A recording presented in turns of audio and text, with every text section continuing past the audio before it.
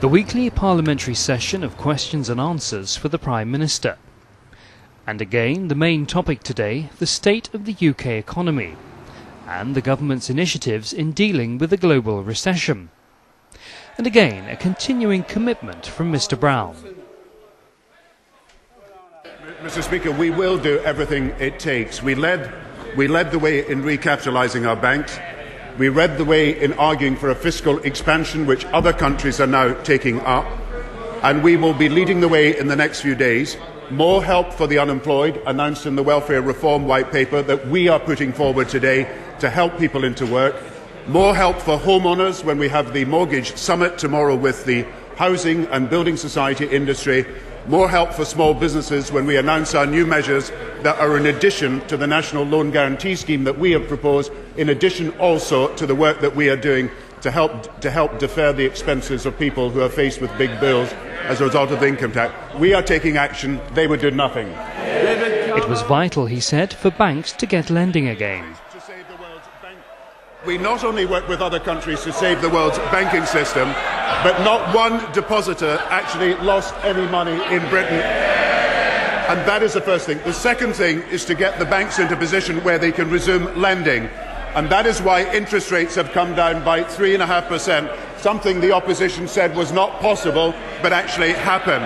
And the third thing to do is to work to remove all the barriers to interest rates and to the lending of money by the banks, and that is what we are doing in discussion with the banks now. Now, the opposition may not like the fact that we led the world in saving the banking system, but we did. Help, he said, would continue across many lines. We are getting £4 billion from the European Investment Bank.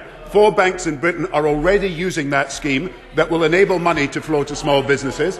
And at the same time, the Inland Revenue, HMRC, is saying to people that we will defer payments of VAT, national insurance and income tax and corporation tax to enable them to have the cash flow that is necessary. So we are taking the measures that are necessary. Unfortunately, to do that, you have to be able to put a fiscal injection into the economy. Unfortunately, the Conservative Party opposes the extra investment that is needed. Unfortunately, the Conservative Party are still clinging to the failed policies of the 1980s. But government efforts, he said, would still continue.